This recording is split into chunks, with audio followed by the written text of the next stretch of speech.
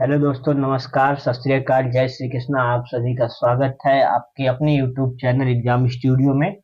आज जैसा कि आप लोगों को पता है, हमारा 75 दिन का आर का टारगेट चल रहा है। आज उसका 10वां दिन है।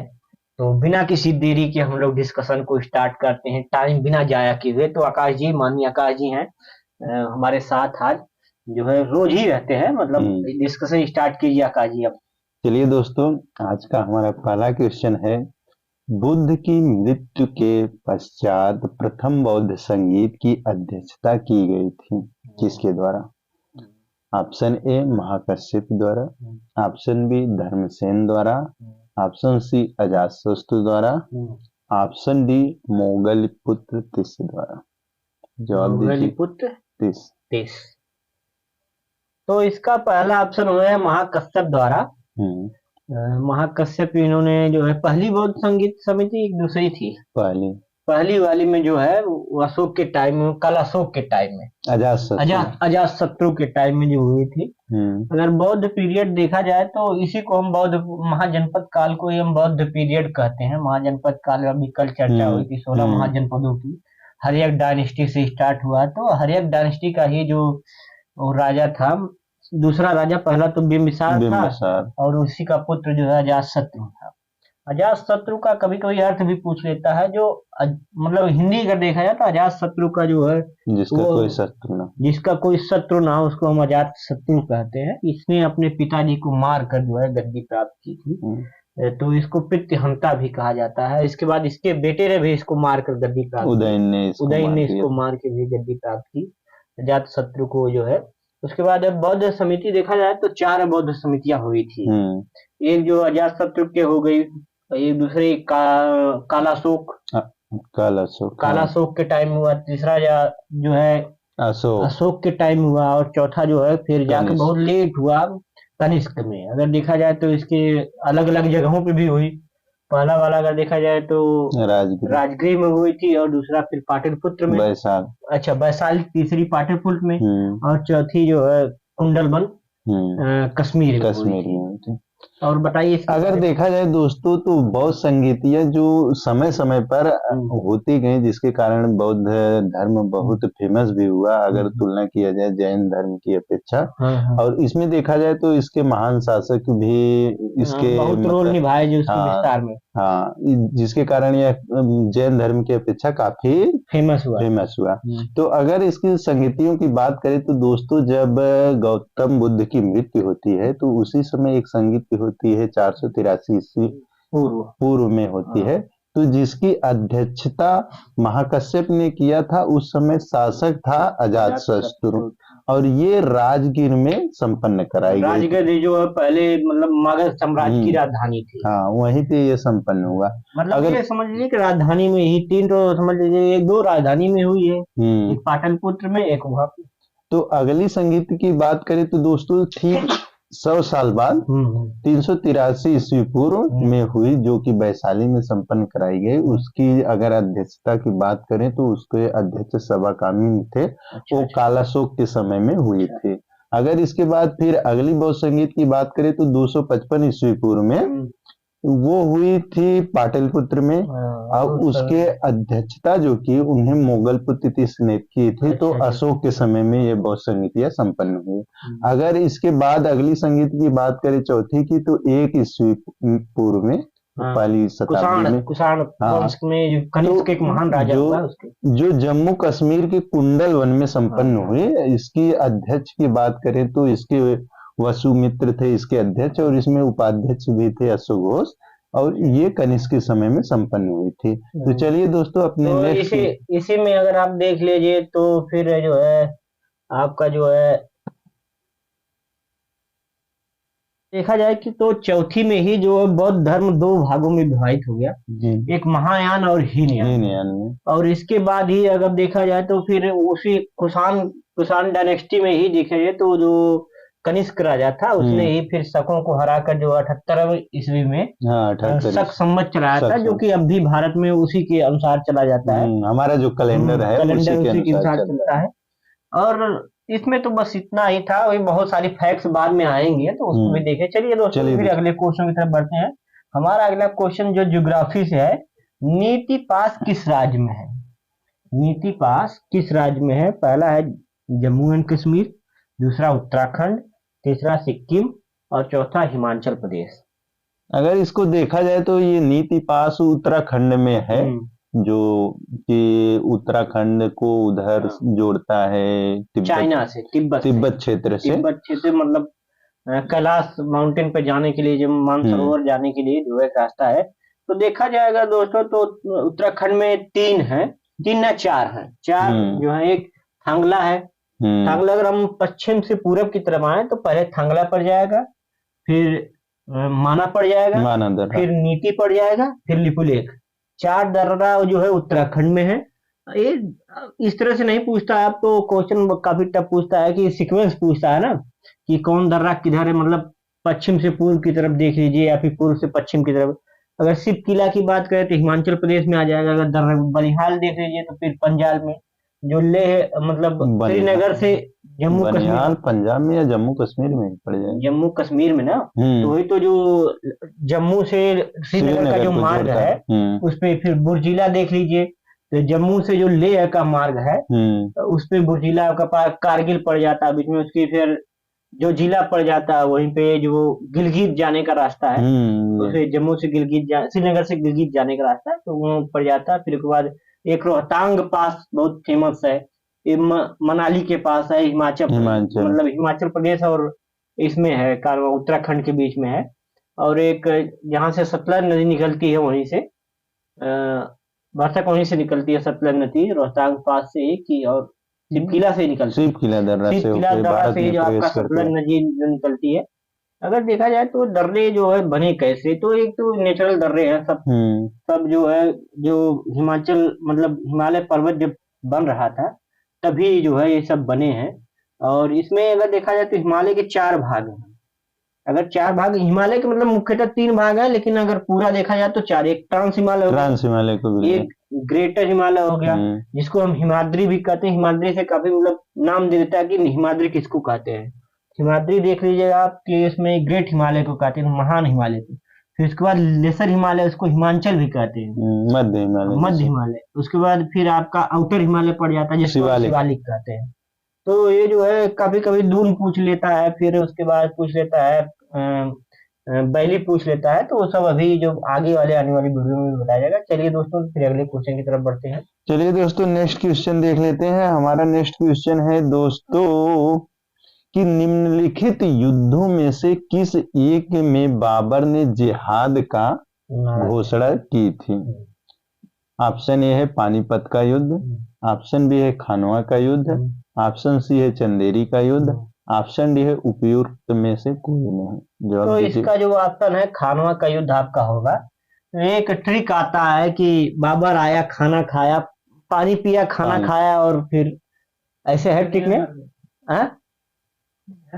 घर गया मर गया।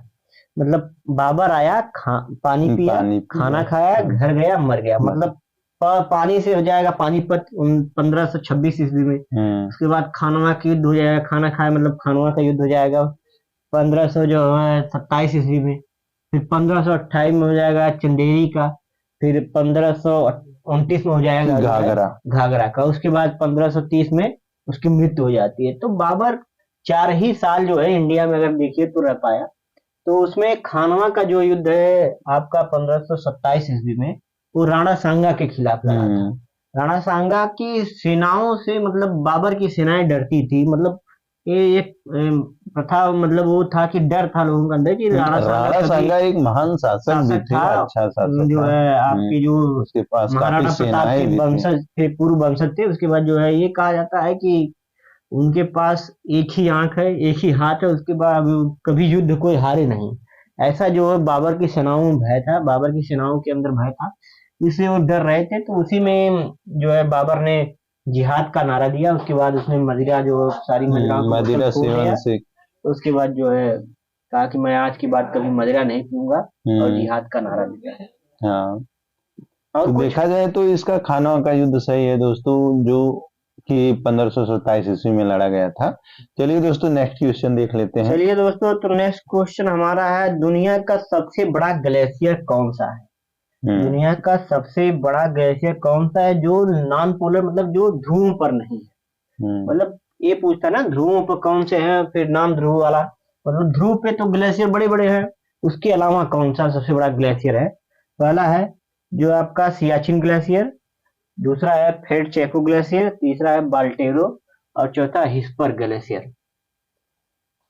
देखा जाए तो इसका तो आप ही बता दीजिए। इसका दोस्तों ऑप्शन फेड चेको है। अगर आप देखिए कि अगर हिमालय में पूछा सबसे बड़ा ग्लेशियर कौन है तो आप सियाचिन मान, सियाचिन तो है। लेकिन अगर पूछे कि नॉन पोलर जो है, नॉन पोलर जो ध्रुव से अलग है, उसमें सबसे बड़ा ग्लेशियर कौन है तो फेड चेको है, जो कि पामीर के पठार में कजाकी मतलब किर्गिस्तान के पास है, उसको सबसे बड़ा है। उसके बाद आपका सियाचिन आता है, उसके बाद बाल्टेरो, उसके बाद हिस्पर। अगर हम पश्चिम से पूर्व की ओर देखें तो पहले आपका हिस्पर आएगा, फिर बाल्टेरो आएगा, फिर आपका सियाचिन आएगा। ये सब काराकोरम रेंज में है, जो कि ट्रांस हिमालय का पार्ट है। उसी रेंज में बहुत सारे ग्लेशियर है। उसके बाद फिर आप और नीचे आएंगे तो बंदरपूछ जहाँ से यमुना नदी निकलती है, उसके बाद फिर गंगोत्री ग्लेशियर जो उत्तराखंड में है, और बंदरपूछ भी उत्तराखंड में है। तो यहाँ से जो है एक जगह से यमुना नदी निकलती है, यहाँ से फिर गंगा नदी जो गंगोत्री है वो गंगोत्री से मतलब भागीरथी नदी, भागीरथी। उसके बाद फिर पश्चिम में अगर पूर्वी हिमालय में देखा जाए जेको के नाम का एक मतलब जेमू जो सिक्किम में है, सिक्किम में जो ग्लेशियर है वो सबसे बड़ा ग्लेशियर मतलब पूर्वी हिमालय का है। चलिए दोस्तों, तो फिर नेक्स्ट क्वेश्चन की तरफ बढ़ते हैं। चलिए दोस्तों, अपना नेक्स्ट क्वेश्चन देख लेते हैं।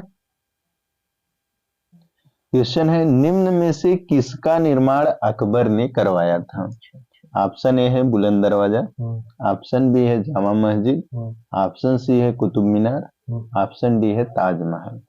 तो इसका तो नेचुरली ऑप्शन जो है बुलंद दरवाजा हो जाएगा, क्योंकि अगर ताजमहल की बात करें तो वो तो सब जानते हैं शाहजहां ने बनवाया है।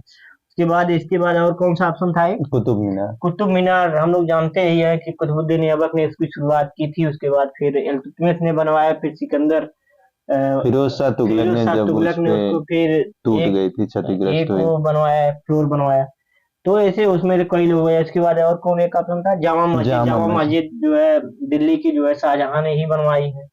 तो इसका तो नेचुरली ऑप्शन जो है। इसमें एक चीज ध्यान देने वाली है, जो अकबर की जो मोन्यूमेंट्स हैं वो देखेंगे तो लाल पत्थर में है। जो भी लाल पत्थर के जो मुगल काल में जो बनवाए गए हैं वो लगभग सारे अकबर के ही हैं। और उसके बाद जो है अगर उसके बाद आप क्या जहांगीर के देखेंगे तो लगभग सफेद पत्थरों से बना है, सफेद संगमरमर से बने हैं। तो कभी कभी जब आप से फतेहपुर सीकरी जाएंगे तो टोटली फतेहपुर सीकरी तो ही माना जाता है कि जो है उसने ही बनवाया, अकबर ने ही बनवाया। लेकिन जब वहाँ के जो इसके जो गुरु थे अकबर के, क्या नाम है उनका, मोइनुद्दीन चिश्ती जी का, उनका जब दरगाह देखेंगे तो वो सफेद मतलब सफेद पत्थरों से बनाए। तो उसको बाद में फिर जैसे पहले अकबर ने बनवा दिया था, उसके बाद फिर उस पे जो है जहांगीर को पसंद नहीं आया उसको, तो फिर जहांगीर ने उसको फिर से बनवाया।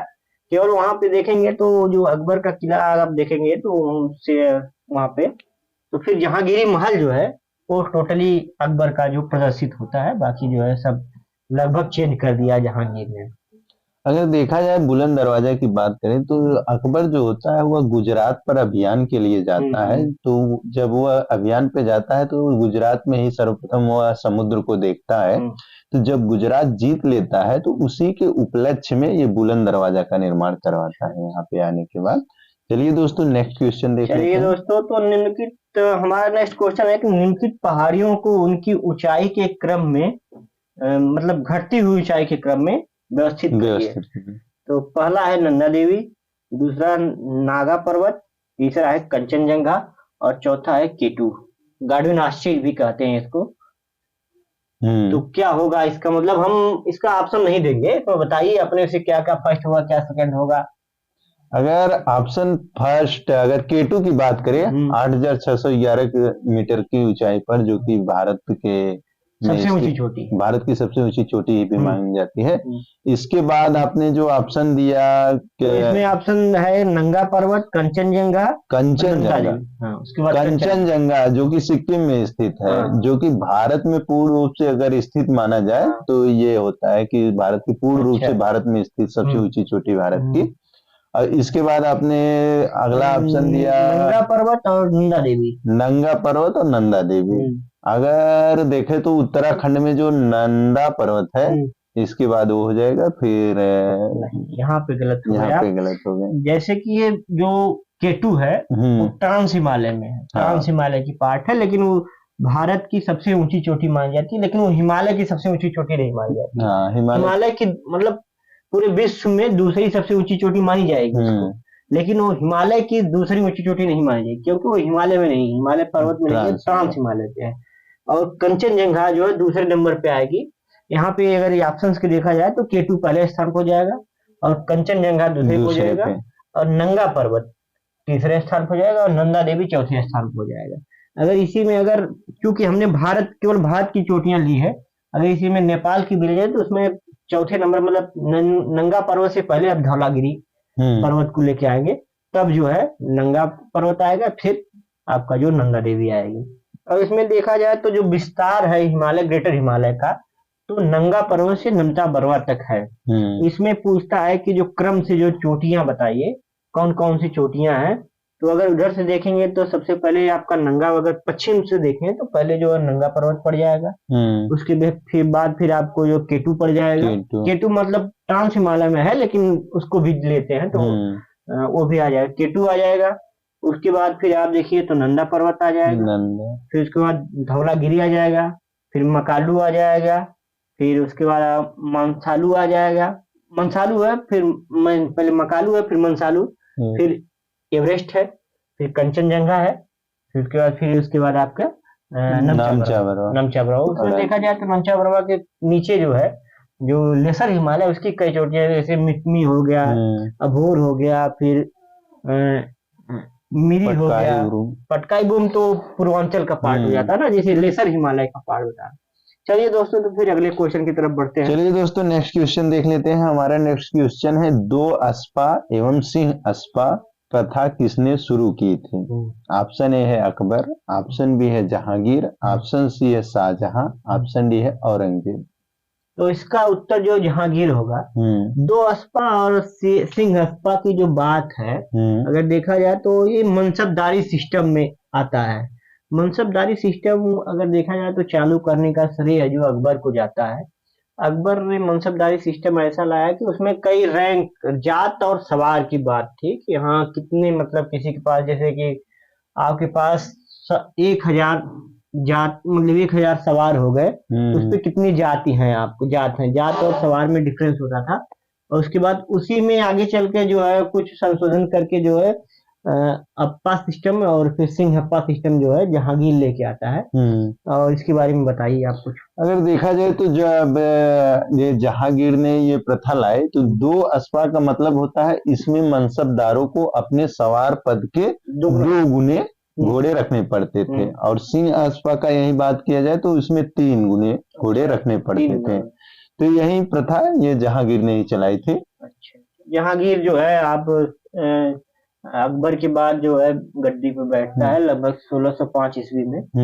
ये भी ध्यान रखिए। अगर देखा जाए तो इसी के दरबार में सर्वप्रथम अंग्रेज आया था हॉपकिंस, जिसे इसने की खान की उपाधि भी दी थी। फिर सर थॉमस मुनरो भी इसी में आया था, संत थॉमस रो इसी के दरबार में आया था, लेकिन वो कुछ मतलब वो नहीं कर पाया, मतलब ज्यादा करे, क्योंकि हाकिम जो आया तो फारसी में बात किया, उसको बहुत अच्छा लगा, प्रभावित हुआ था, जिसके कारण इसने खान की उपाधि भी इसे दी। कुछ दिन टाइम था उसका, सूरत में उसने किला बनाने जो है अपना जो कड्डा बनाने का उससे परमिशन भी पा गया। जेम्स प्रथम का ये दूत आए थे लोग, जेम्स प्रथम का दूत बन के आए थे लोग, जो जेम्स प्रथम इंग्लैंड का राजा था के दूध बन के आए थे। और उसके बाद अगर देखा जाए तो जहांगीर के पीरियड में ही पहली बार पिट्रादूरा का प्रयोग होता है। एतमादुद्दौला की मकबरा जो बनता है उसमें पहली बार पिट्रादूरा का प्रयोग होता है। पिट्रादूरा का मतलब होता है कि जैसे कि आप कुछ बना रहे मोन्यूमेंट्स, कोई संघर्ष बना रहे हैं तो बीच बीच में गैप कर करके जो कोई भी पेंटिंग या कुछ बनाने के लिए उसमें सोने की कलमकारी की जाती थी, उसको हम पिट्रादूरा कहते हैं। चलिए दोस्तों, तो फिर अगले क्वेश्चन की तरफ बढ़ते हैं।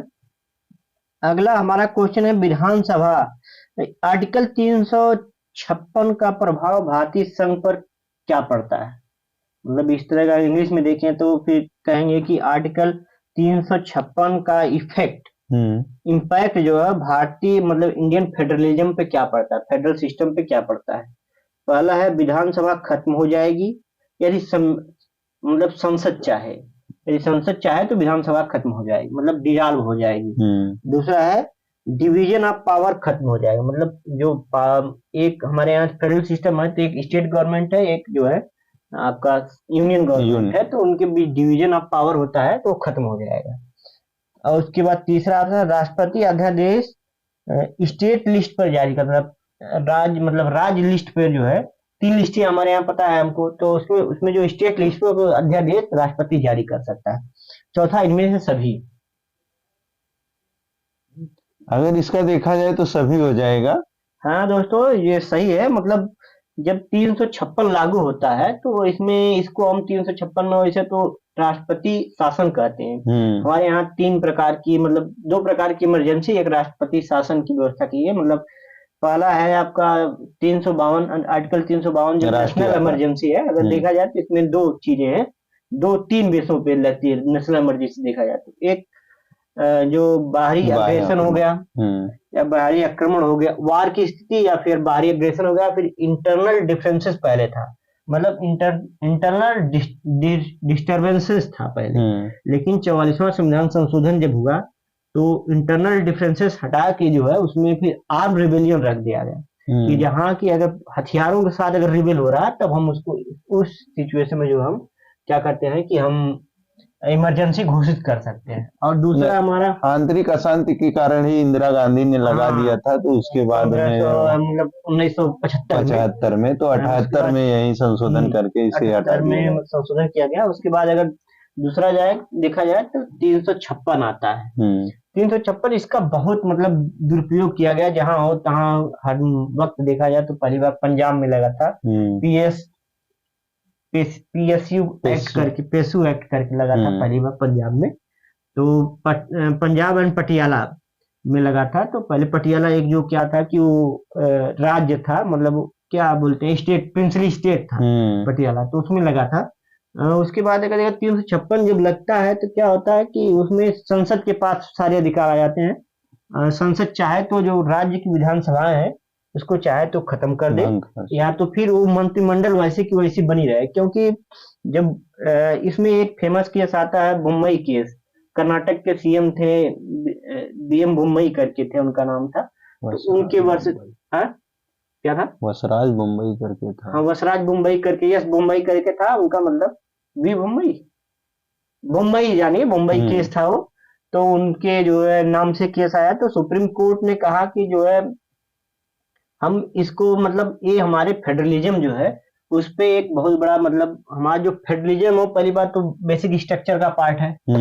तो उन्होंने सुप्रीम कोर्ट का वर्डिक्ट था कि जो हमारे अगर आप फेडरलिज्म पर अगर हमला कर रहे हैं, क्योंकि अगर स्टेट गवर्नमेंट को हम बार बार डिजॉल्व कर रहे हैं तो एक तरीके से फेडरलिज्म पे ही हमारा हमला है। तो सुप्रीम कोर्ट ने कहा एक तरीके से कि भारत की आत्मा पे हमला है, क्योंकि सुप्रीम कोर्ट का ही वर्डिक्ट था, एकदम सेम एकदम लाइन थी कि भारत की जो सोल है उस पे हमला है। क्योंकि जो है फेडरल गवर्नमेंट है, फेडरल गवर्नमेंट में जो है कि एक ही लैंड पे 2 लोग शासन करते हैं, एक केंद्रीय गवर्नमेंट है, एक आपका स्टेट गवर्नमेंट है।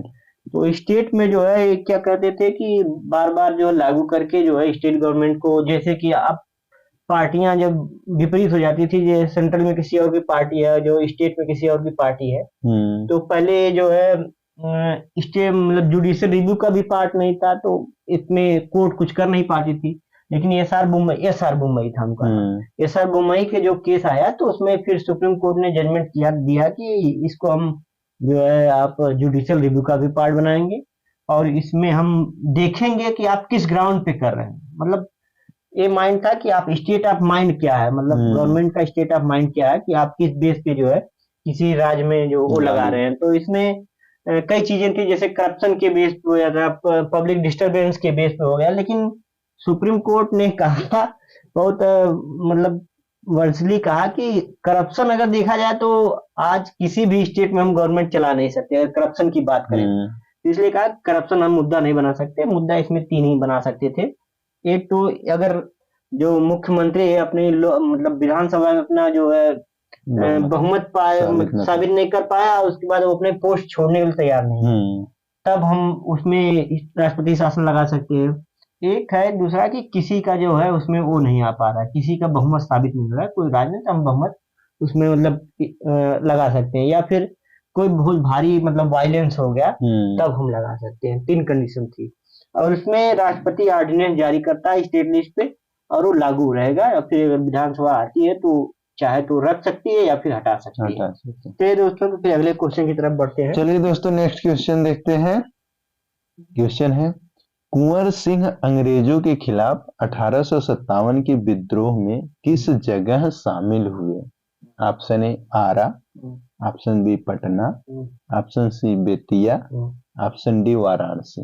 तो हमारा तो आरा होगा, आरा ही है। कुंवर सिंह मतलब बिहार से थे, तो 1857 की क्रांति में जो उन्होंने बिहार से निर्णय लिया, मतलब 1857 की क्रांति अगर देखा जाए तो कहाँ से शुरुआत होती है, अगर उसकी बात की जाए तो मंगल पांडे से इसकी मतलब शुरुआत होती है। उसके पहले देखा जाए तो ये एक धारणा आ गई थी मतलब सैनिकों के बीच में कि जो न्यू इनफील्ड राइफल आई है उसमें जो है सुअर की मांस और गाय की चर्बी है, और सुअर की चर्बी है, इससे जो इसके जो कैप, उसमें कैप होता था जिसको दांत से खींच के निकालना पड़ता था, उसको लगा के तब फायर करना पड़ता था। तो उसमें ये था कि इसमें सुअर की चर्बी और गाय की चर्बी है, तो ये दोनों धर्मों के विरुद्ध हो जाती है, क्योंकि अगर देखा जाए तो मुस्लिम धर्म में सुअर हराम है, और हिंदू धर्म में गाय की मांस, गाय को माता मानते हैं, तो कैसे हम उसको जो चर्बी खा सकते हैं। तो इसमें मंगल पांडे जी थे, तो उन्होंने इसको जो चलाने से मना कर दिया जब इनफील्ड राइफल, तो उनकी जो बटालियन थी उसको सस्पेंड कर दिया गया। फिर उनको जो उन्होंने इसके एक वो थे मतलब अधिकारी थे अंग्रेजों ने, उनको मार दिया, तो उनको फांसी की सजा हुई। तो 10 मई को उनको फांसी दी गई। तो 10 मई को जो वहां पे जो मेरठ छावनी में जो वहां के सैनिक थे, जब वो बाहर निकले तो जो एक होता है सोशल मतलब विरोध, सोशल विरोध हो गया उन लोगों का बाजार में। तो वो लोग फिर अंदर आए, तो अपनी जो कैदी थे उन सबको छुड़ा लिए, और उसके बाद फिर जो अंग्रेज थे उनको मारकर जो है सारे, हालांकि जो क्रांति की जो डेट थी वो 31 मई थी, 31 मई को क्रांति होने वाली थी, और इसकी रोटी और लाल कपड़ा इसका जो चिन्ह था, रोटी और लाल कपड़ा ही था ना, कमल और रोटी, कमल और रोटी इसका जो चिन्ह था, मतलब कमल और रोटी हर जगह पहुंचाई जाती थी। लेकिन क्योंकि पहले ही शुरुआत हुई क्रांति, बहुत जगह जो हो नहीं पाई क्रांति की शुरुआत, तो हुआ क्या कि ये तुरंत फिर वहां से जब मेरठ छावनी से निकले, तो उसके बाद सभी लोग जो दिल्ली की तरफ दिल्ली में अधिकार किए। उसके बाद जो है वहां पे बहादुर शाह जफर द्वितीय को गद्दी पर बैठा के उसके बाद फिर वहां से क्रांति की शुरुआत होती है। और तो धीरे धीरे पूरे देश में जो है अलग अलग जगह होने लगी। जैसे अब लखनऊ में आ गए, तो फिर यहाँ पे मामला था कि जो बेगम हजरत महल थी जी, उनके जो बेटे को जो सत्ता देने के लिए जो सरकार तैयार नहीं, तो वहां पे बेगम हजरत महल लड़ने लगी। फिर झांसी गए, तो झांसी में रानी लक्ष्मीबाई के दत्तक पुत्र मतलब उनको जो है अधिकार देने के लिए ब्रिटिश सरकार, जो ब्रिटिश मतलब उनकी नीति राज हड़प नीति थी, राज हड़प नीति थी ना, डलहौजी की लाल राज हड़प नीति की वजह से मतलब उनको सत्ता भी उनको भी नहीं दिया गया। उसके बाद फिर कानपुर में जो बिठूर में नाना साहब थे, उनको जो है पेंशन देने से मना कर दिया गया था। फिर ऐसे ही सब मतलब जहां जहां भी इन लोगों को किसी न किसी तरीके से रोका गया था। हालांकि अगर देखा जाए तो क्रांति का सिर्फ यही एक कारण है, इसको हम तात्कालिक कारण मान सकते हैं। बहुत सारे हम देखेंगे पिछले 100 साल से कहीं ना कहीं उतार चढ़ाव आता ही रहा, क्योंकि बहुत सारी अगर पीछे देखा जाए तो बहुत सारा जो है विद्रोह हुआ, कहीं संथाल विद्रोह हुआ, तो फिर कहीं नील विद्रोह हुआ, तो फिर बिहार में फैराजी विद्रोह, मतलब बंगाल में फैराजी विद्रोह, सन्यासी मूवमेंट, ये सब मूवमेंट पूरे पिछले 100 साल से जब से अंग्रेज सरकार आई थी, तो एक तरीके से माना जाता था कि ये जो सारे रिबेल थे, जो रिबिलियन थे, इसका एक चरम था। इसके बाद पूरे शासन व्यवस्था ही बदल जाती है। 1858 में न्यू विक्टोरिया का घोषणा पत्र आता है, इलाहाबाद के मिंटो पार्क में ही पढ़ा जाता है।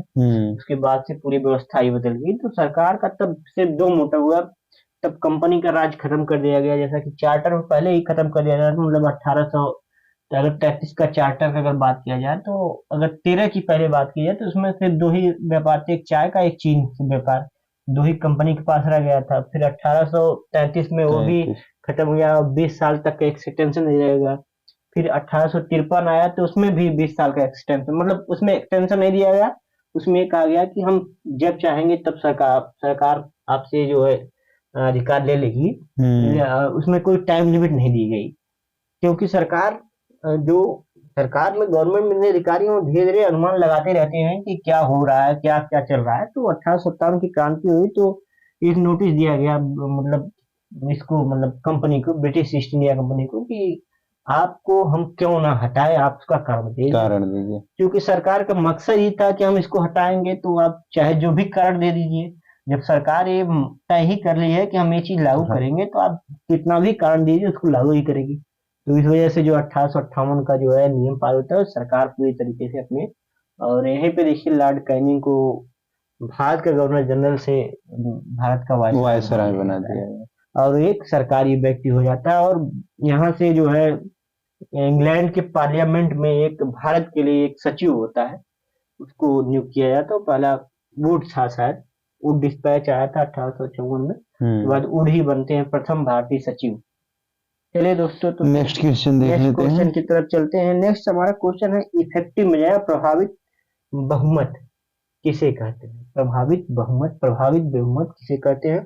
पहला है लोकसभा की क्षमता माइनस लोकसभा में खाली वैकेंसियां, मतलब कितने पद खाली हैं। दूसरा है लोकसभा की पूरी क्षमता और उसमें अनुपस्थित सदस्य।